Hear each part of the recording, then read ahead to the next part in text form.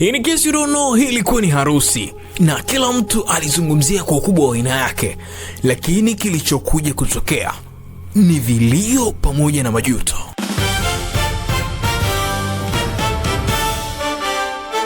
Sofia akiwa chumbani kwake kama bibi harusi mtarajiwa, alikuwa tayari amekwisha kupambwa.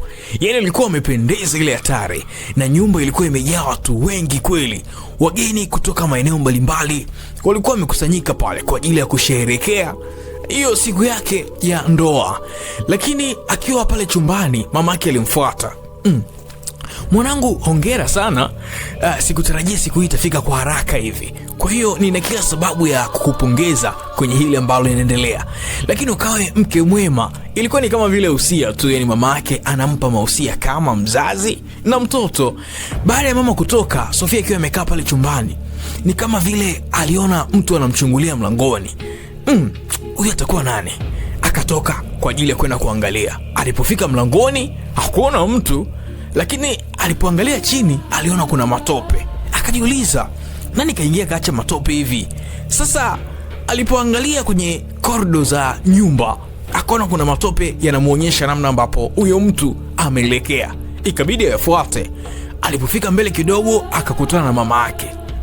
Mama, haujaona mtu hapa? Sasa mama mtu akabaki tu kushangaa kidogo. Unajua Sofia, leo ni siku yako, kila mtu yuko hapo. Ukiniambia sijaona mtu nitakushangaa kidogo. Hebu rudi ndani ukapumzike, uwe ni mwali. Baada ya mama kusema vile, mama akaendelea na shughuli zake. Akajua labda Sofia atarudi ndani kwa ajili ya kupumzika, lakini Sofia hakurudi ndani. Akazidi kufuata yale matope, yalimuonyesha yametoka mpaka nje hivi. Alipoyafuata, yalikuwa yameishia sehemu ambapo ilikuwa ni familia mbili zinakutana kwa ajili ya kuzungumza. Yaani ilikuwa ni sehemu maalum kwa ajili ya mazungumzo ya kifamilia, na kulikuwa kumepambwa vizuri. Kulikuwa na maua yale ambayo yana harufu, maua rozi. Lakini wakati anazidi kukaribia, alisikia harufu mbaya. Akashtuka kidogo. Hii nini? Akazidi kusogea. Kwa bahati mbaya, akakuta kuna panya amekufa kwenye lile eneo. Lakini kwa namna alivyokufa, ilikuwa ni kama vile hajafa kwa bahati mbaya. Yaani ni kama kauliwa huko, amesombwa, kaja kawekwa pale. Sofia akapiga kelele. Wakaja watu sasa pale, akiwemo mjomba wake. Mjomba wake kwenye kuangalia hapa na pale. Jamani, hii ni ishara mbaya. Ikabidi awaambie watu sasa kwenye lile eneo. Lakini basi ikapuuziwa. Harusi ikapita. Anameremeta zikaimbwa, na baada ya harusi kupita, mume akaja kumchukua mwanamke wake. Baada ya kumchukua mwanamke wake, wakatoka kwa ajili ya kwenda kuishi kwenye sehemu ambayo mwanaume ndio anaishi. Kama kawaida, tunafahamu kwamba mwanaume akioa, yeye ndo atatakiwa kuishi na jiko lake, si ndio? So baada ya jamaa kumchukua mwanamke, alipofika nyumbani akapokelewa na wafanyakazi wake wawili, mmoja wa kike, mmoja wa kiume. Na hawa walikuwa ni watu wenye mahusiano, yani ni watu wazima ilikuwa. Baada ya kupokelewa pale, wakati wanaingia ndani, mwanamke sasa ambaye ni mfanyakazi akaanza kuzungumza kwa bosi, ile kujitapa. Yaani, bosi, hapa tumefanya usafi kila mahali. Kwa hiyo ni jambo zuri sana sisi kupata mgeni. Karibu sana dada. Wanamkaribisha sasa Sofia. Lakini walipoingia, bosi akashangaa kuona kuna matope chini. Hivi, nyie mmeniambia mmefanya usafi hapa? Hii inakuaje? Ikabidi mfanyakazi wa kike amuite mume wake sasa. Ulisema huu pale umefanya usafi, ni nini?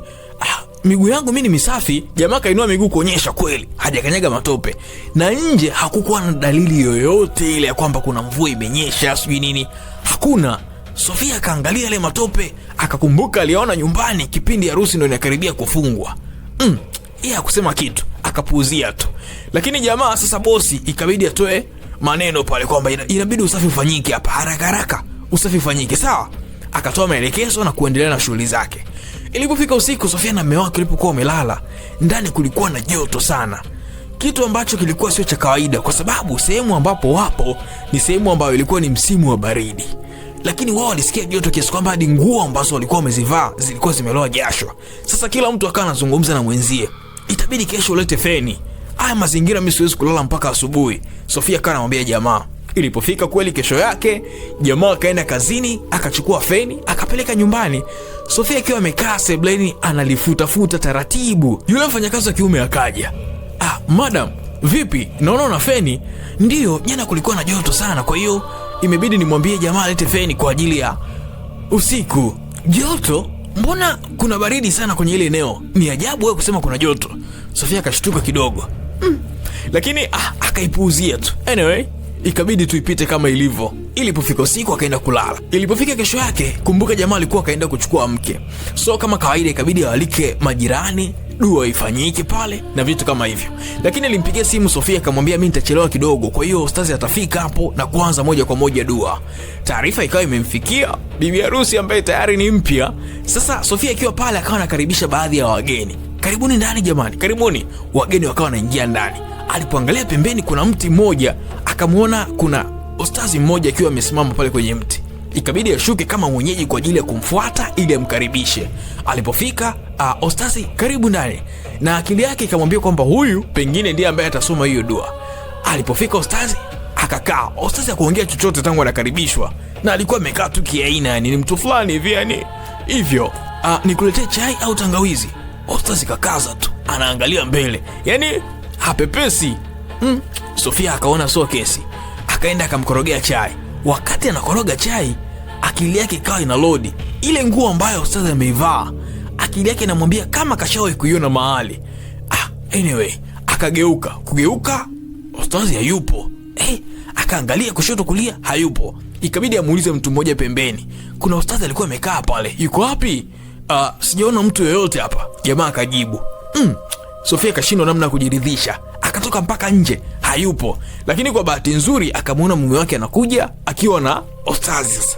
Mwingine sio yule. Akamgeukia. Vipi? Unafanya nini nje? Nilikuwa namwangalia kuna ustadhi ambaye nilijua ndio ataongoza hii dua. Lakini ghafla nashangaa simuoni. Ustadhi? Nilikwambia ndio atakuja lakini alichelewa, ni huyu ambaye mimi nakuja naye.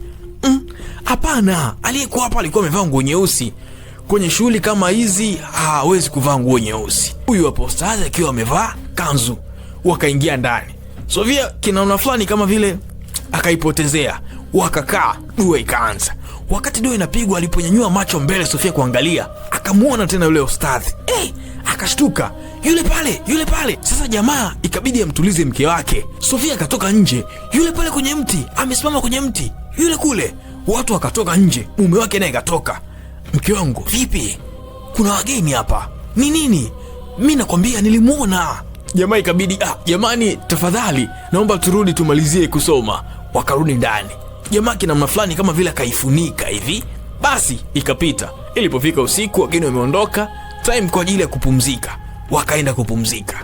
Wakati wamelala, Sofia sasa ile hali ya joto akaona ngoja nikajimwagie maji kidogo. Akainuka na kwenda bafuni. Alipofika bafuni, kaoga kamaliza, lakini sasa anajifuta maji kageuka kwenye kioo cha bafuni hivi. Akamuona tena yule ustazi nyuma yake yani. Akageuka haraka, hamuoni. Akatoka, akaenda akamwamsha mume wake. Nimemuona tena yule ustazi hapa. Mume wake akamwambia hebu lala bwana. Mume wake hakuwa mtu wa kujali sana mambo ya kutisha, sijui imani hizo. Jamaa kuwa nazo.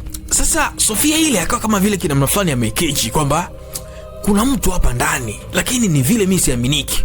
Ila hapa ndani kuna mtu. Ikabidi baada ya mume wake kutoka, akawaita wale wafanyakazi wawili sasa, wale ambao ni mtu na mke wake.